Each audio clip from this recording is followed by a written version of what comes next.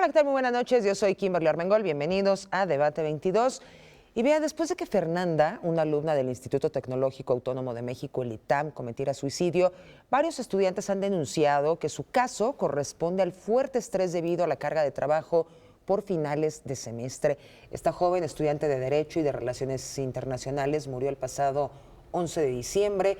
Fue el jueves que se popularizó su fallecimiento a través de redes sociales.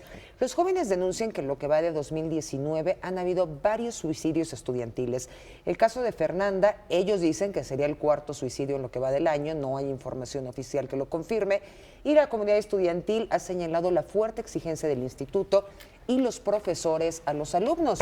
La reacción de los estudiantes por la muerte de Fernanda provocó que, por ejemplo, el hashtag ITAM Date Cuenta se posicionara en Twitter la noche del 12 de diciembre y, por supuesto, continúa la polémica. Estudiantes ya han ido a paro en el ITAM, piden que le hagan caso a su pliego petitorio. Ha habido muchas opiniones a favor y en contra de eso. Vamos a hablar hoy en la noche. Para eso nos acompaña Araceli Bobadilla, ex profesora universitaria y psicopedagoga. Araceli, gracias. Buenas noches. Buenas noches. También el doctor Pablo León Ortiz, neuropsiquiatra. Buenas noches, Pablo. Buenas noches. ¿Qué está pasando? ¿Qué está pasando? ¿Este suicidio de Fernanda es atribuible a las condiciones académicas o el suicidio es un fenómeno que revierte múltiples variables y que solo se está satanizando a su educación universitaria? Mira, desde mi punto de vista, el suicidio es un fenómeno complejo, pero para no hacer la historia muy larga, sabemos que lo que más se asocia a que una persona cometa suicidio es un problema de salud mental. Es decir, hay estudios que demuestran que más del 90% de las personas que cometen suicidio o piensan en el suicidio tienen de base un problema de salud mental. Y por salud mental me refiero a cualquier condición como depresión, ansiedad. O sea, todas las personas somos susceptibles de padecer. Que cualquier cosa pudiera ser el detonante para realizarlo. Que, entre otras cosas, puedan tener un detonante y que esto finalmente los empujara. Pero, es decir, quien comete un acto de ese tipo no es por una sola cosa que le ocurrió ni que le pasó ayer. Generalmente es algo que se va gestando a lo largo del tiempo y después puede haber una gota que derrame el vaso, ¿no? Claro. Araceli. Yo pienso que el suicidio en los jóvenes no solamente es una cuestión de salud mental, es una cuestión de salud pública, es una cuestión evidentemente social que nos está poniendo en cuestionamiento a los adultos como soporte de los jóvenes, pero que también a las instituciones de educación superior nos está poniendo en cuestión. ¿Qué es lo que no se está haciendo a nivel de la casa? ¿Qué es lo que no se está haciendo a nivel de la escuela? Y que finalmente tenemos este tipo de casos que no es, ¿cómo decirlo? No es tan fácil de digerir en este momento. Es una joven más que termina con su vida. Hay una situación que ha polarizado las redes, desde la gente que está con el hashtag ITAM Date Cuenta y los testimonios de muchos estudiantes donde están hablando del verdadero sufrimiento y estrés que tienen por las cargas, no les vamos a llamar laborales, estudiantiles que tienen para aprobar los semestres, pero también hay muchos otros que están diciendo, pues si el sistema no es adecuado para ti, no estudies ahí, si no te gusta, sal de ahí. ¿Estamos trivializando el fenómeno al culpar a la institución educativa? A mí me parece que, como te decía al principio, ante un debate y ante lo primero es, la tragedia humana es lamentable. Es decir, la pérdida de una persona, de cualquiera que sea, es algo que pues, sin duda se debe de lamentar y pues bueno, eso es grave. Ante un debate en donde las opiniones están encontradas y las opiniones son opiniones, pues creo que también es importante centrarnos en datos duros, ¿no? A veces los datos nos ayudan a ser objetivos. ¿Y qué dicen las estadísticas? Las estadísticas dicen que la causa de suicidio, el suicidio, es la segunda causa de muerte en jóvenes, en todo el mundo, ¿no? Que si yo junto todas las muertes por homicidio o muertes violentas con las de suicidio, el 60% se van a deber a suicidio. Y que de hecho el suicidio... ¿En qué rango de edad? En todas las edades. Okay. Si yo sumo en el mundo las muertes que ocurren por violencia, que ocurren por homicidio y que ocurren por suicidio, el 60% ocurren por suicidio. Y en el mundo, de hecho, el suicidio es una causa mayor de muerte que el homicidio. No ocurre en México, eso todavía no ocurre en México. En México el homicidio sigue siendo una causa de muerte mayor, pero en el mundo sí. Las tasas de suicidio en el mundo, la buena noticia, tienden a ir disminuyendo. ¿Y en México? En México no. En México las tasas de suicidio se incrementan de manera alarmante. ¿Por qué? Pues, ¿Qué está pasando? muchas cosas son las que están pasando desde mi punto de vista, pero una de ellas probablemente sea la poca atención que le damos justamente a la salud mental, desde todos los ámbitos, no solamente en las instituciones educativas, también en los trabajos, también en las familias, también en los centros educativos de todos los niveles, no nada más de educación superior, incluso desde el sector salud. O sea, la inversión que hay para el tratamiento, el diagnóstico, la intervención en salud mental es muy poca. Menos del 2%. Araceli. Los jóvenes entre los 15 y los 24 años están cometiendo suicidio cada vez en tasas mayores. Y yo me preguntaría si solamente es una cuestión de el Estado, la familia, la escuela. A mí me parece que es un problema, como tú lo dijiste, complejo, donde no hemos mirado qué está pasando al interior de estos jóvenes que no hablan, o hablan, gritan, o se suman a esta cuestión de ingerir drogas, tomar café, irse a las chelerías. ¿Qué está pasando con ellos? Yo creo que están gritando, que no les estamos escuchando. Sí. Y no solamente a los jóvenes, yo estaría pensando en personas como yo que tenemos más allá de 60 años, que ingresamos a instituciones de educación superior a estudiar y que también en algún momento dado podemos ser sujetos de esa presión de la que tú hablabas.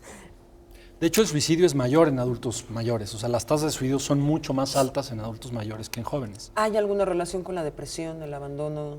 Como te decía al principio, y estos son estudios realizados, digamos, cuantificados estadísticamente, el 97% de las personas que consumaron un suicidio padecían o tenían un diagnóstico de algún trastorno mental. Y según la última encuesta de epidemiología psiquiátrica en México, habla que el 26% de la población tiene un trastorno de salud mental en este país. De hecho, 1 de cada 6 personas padece depresión. Y de estas personas que padecen depresión, solo alrededor del 30% conoce el diagnnostico. Entonces, no solo es depresión. Es verdaderamente lamentable para llamar a los sectores de salud pública y también a las familias. Les voy a hacer una pregunta antes de irnos a la pausa. Muchos hablan de que esta es una generación débil, que todos los jóvenes actualmente no están aguantando nada. Les hablan los mártires de Starbucks, ¿no? Chavos que son consentidos, que se les dio todo, que a lo mejor no se les está dando la atención física y presencial de los padres y se les está compensando, que no haya ninguna carencia, que no sufran nada. Araceli, ¿estamos frente a una generación más débil que las anteriores? Yo creo que sí. Yo creo que no. Vamos a discutir de eso regresando. Está en Debate 22, no le cambies.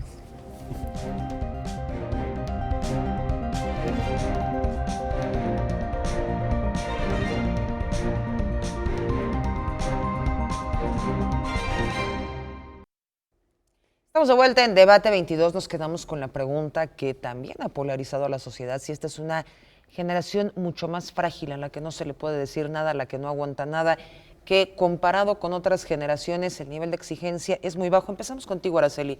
Dices que sí.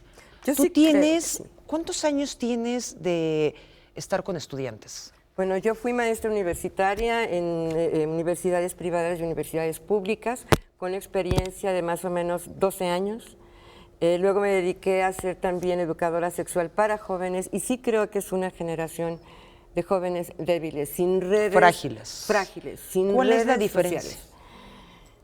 ¿Con mi generación? Con lo que has podido ver a lo largo de tu trayectoria profesional. Creo que esta generación no tiene de dónde agarrarse de manera firme. Generaciones anteriores se agarraban de una ideología de izquierda que parecía sostenerla, de una serie de canciones que los alimentaban. Y en este momento yo los siento vacíos.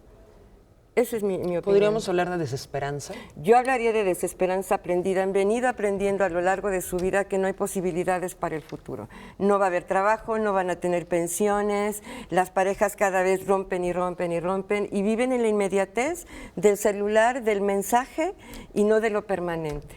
No en busca de un amor maduro, Pablo, por ejemplo.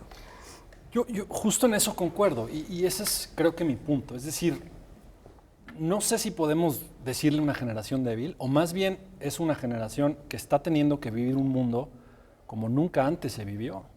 Es decir, fíjate, yo lo plantearé así. Están en un mundo donde ya no hay estaciones, o sea, y el clima está vuelto una locura. La competencia laboral es impensable. Los salarios son precarios. La posibilidad de hacer un patrimonio es prácticamente imposible. La contaminación está a todo lo que da. Es decir, el mundo que les toca vivir es un mundo terrible. Es un mundo mucho más complejo y mucho más difícil y mucho más competitivo que el que vivieron, por ejemplo, mis padres. Y a pesar de dejarles ese mundo, ahora les decimos, y además no aguantas nada. Es decir, ¿qué más queremos que aguanten? Sí, pero tampoco es que puedan hacer mucho. Es o lo enfrentas o te eliminas. No, claro, pero ¿qué herramientas? Digamos, la educación sigue siendo la misma, o los métodos educativos, la pedagogía, sigue siendo básicamente la misma que hace 20, 30 años. O sea, sí, efectivamente nuevas teorías educativas, etcétera, pero que difícilmente logran implementarse y penetrar realmente al cuerpo educativo de una casa educativa. Entonces, seguimos educando a la gente como hace 30 años para enfrentar un mundo que es absolutamente diferente al que era hace 30 años. Bueno, por ejemplo, tenemos esta generación millennial que ha sido ampliamente criticado, pobres, porque se les ha ido con todo. Pero hablando de cuestiones laborales de los millennials no se quedan mucho tiempo en un trabajo, no tienen esta situación de que les agrade la autoridad, quieren una vida más libre. También las exigencias de ellos han cambiado mucho y esperan que el mundo se esté adecuando a sus exigencias, y eso no va a pasar. Mira, yo al contrario, yo creo que el mundo tarde o temprano se va a tener que adaptar a ello, porque además es la generación que viene. Es decir, las generaciones de arriba, pues de alguna forma vamos para afuera, ¿no? Entonces el mundo tarde o temprano va a ser de los millennials, ¿no? Ahora, ¿a qué les estamos pidiendo que se adapten exactamente? ¿Sí me explico? ¿Qué incentivo tiene una persona hoy para permanecer demasiado tiempo en un trabajo si ya no existen, por ejemplo, las pensiones vitalicias? Ya no existen la seguridad social que existía hace 20, 30 años. En la época de mis padres alguien se jubilaba y entonces sabía que iba a tener una pensión pues, bastante buena de ahí hasta que se muriera. Hoy tenemos el ahorro que logramos hacer o que deberíamos lograr hacer con trabajos precarios. Pero los vínculos amorosos eran más importantes. Claro. Y la ayuda entre las familias era también lo que sacaba al chico adelante. Y ahora no tenemos eso, nos estamos disgregando cada vez más. Cada vez menos nos importa el padecer del otro. Decías hace un momento las estadísticas, y yo me pregunto, ¿vamos por estadísticas o vamos por personas que tienen un sentir subjetivo muy particular? Claro.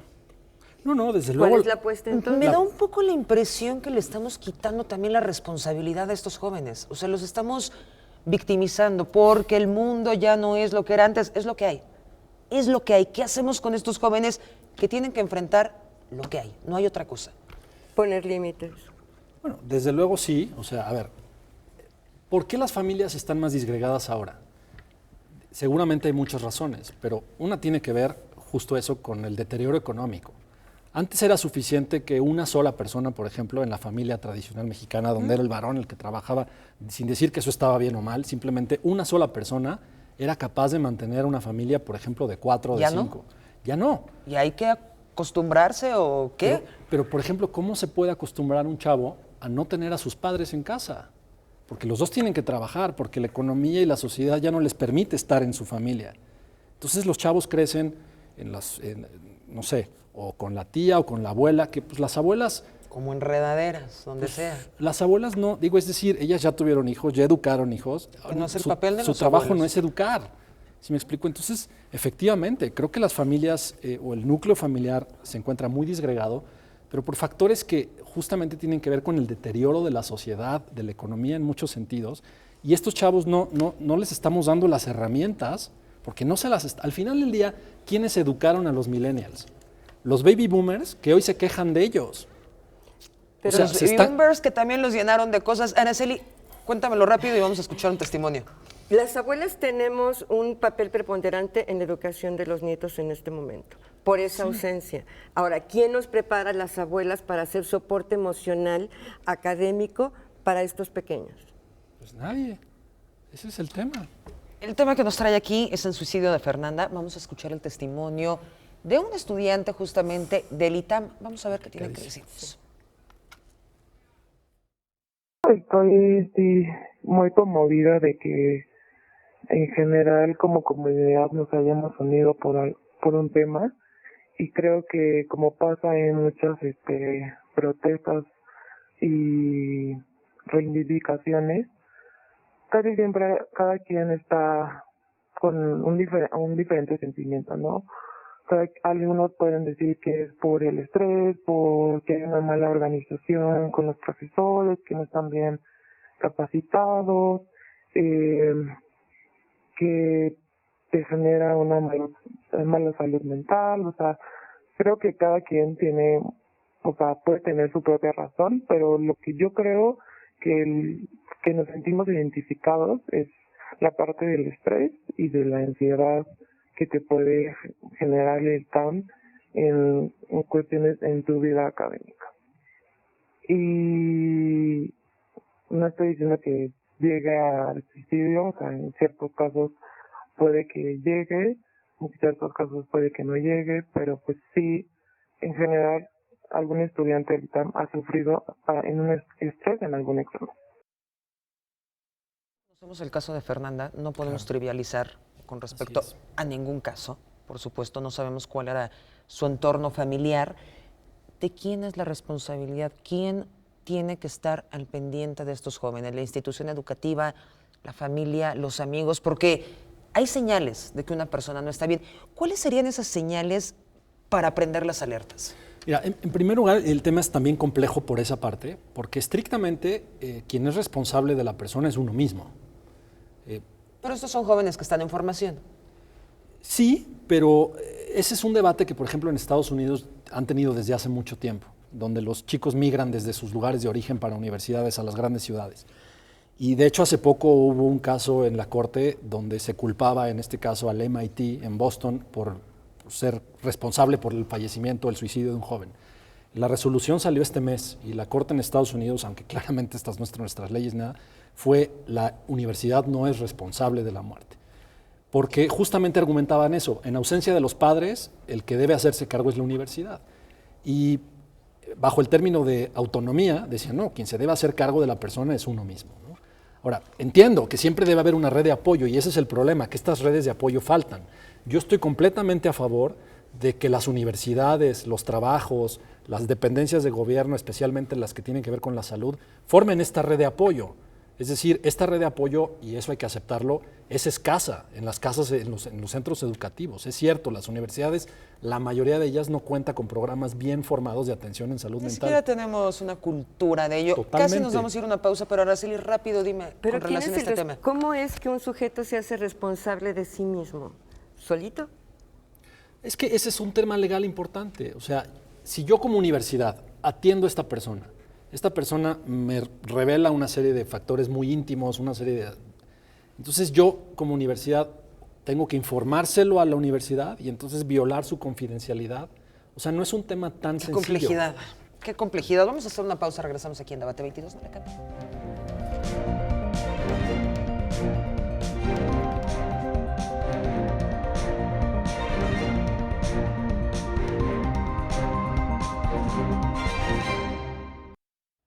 Estamos de vuelta en Debate 22. Vamos a escuchar la segunda parte de este testimonio. No estoy segura muy bien, sí, hace un año, porque yo me gradué hace 2 años, se creó la línea Origen, que es una línea de atención psicológica, y hay otra fundación que subcontrata al ITAM, que es de 12 sesiones y que está a un precio razonable, está como subsidiado, ¿no? Digamos. Pero pues terminan las 12 sesiones y no entiendo que no hay un seguimiento. Estos fueron contratados sobre todo por las presiones de las organizaciones estudiantiles y las representaciones de cada carrera y hasta la representación escolar, que se llama consejo, que fueran yendo con directivos diciendo que esto es necesario, esto está pasando, hay gente que se siente así, que nadie la escucha, que no sabe cómo lidiar con esos problemas, y pues fue creado por eso. Evidentemente es imposible decir quién tiene la culpa de un suicidio porque eso no existe. Son decisiones personalísimas de cada quien.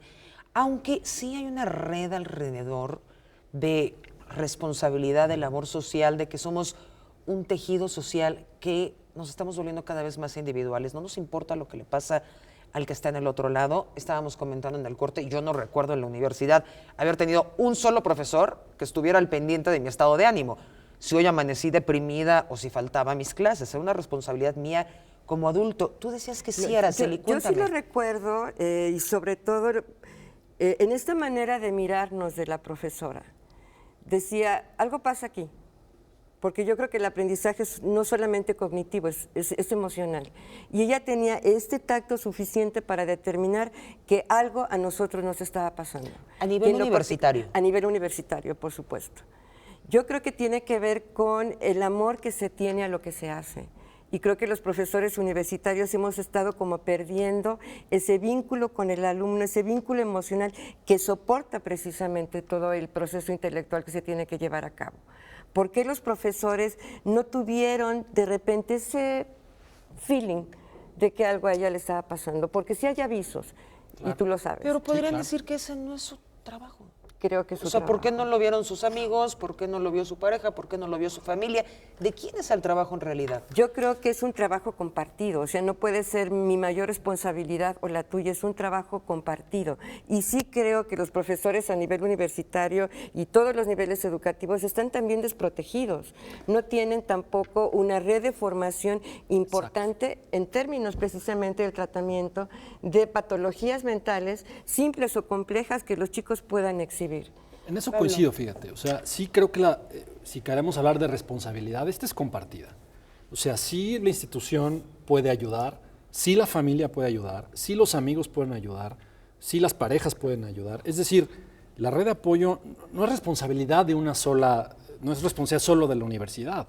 También es responsabilidad hasta cierto punto pues, de mí mismo, de mi familia, de mi pareja. Es decir, y lo que es cierto es que en las universidades, me parece en general, sí no existe esta como capacitación para ser también parte de esa red de apoyo.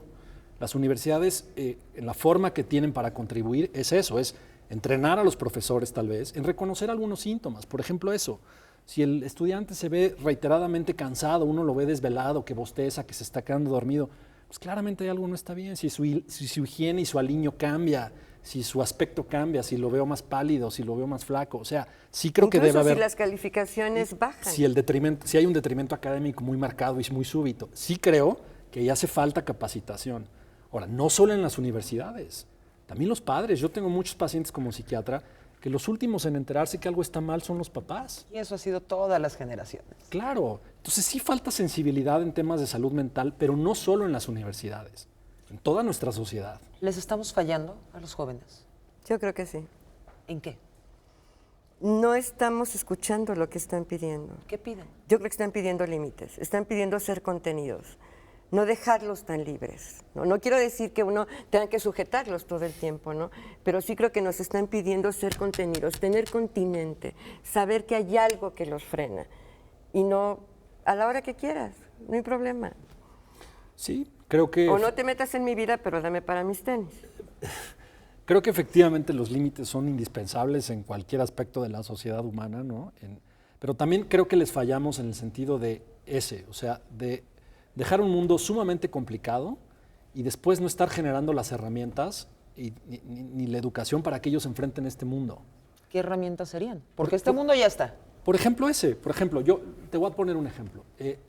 Yo estudié medicina hace no tantos años, creo, pero la educación en medicina sigue siendo idéntica a como yo la aprendí hace 20 años. O hace, ¿sí me pero explico? aprendiste bien.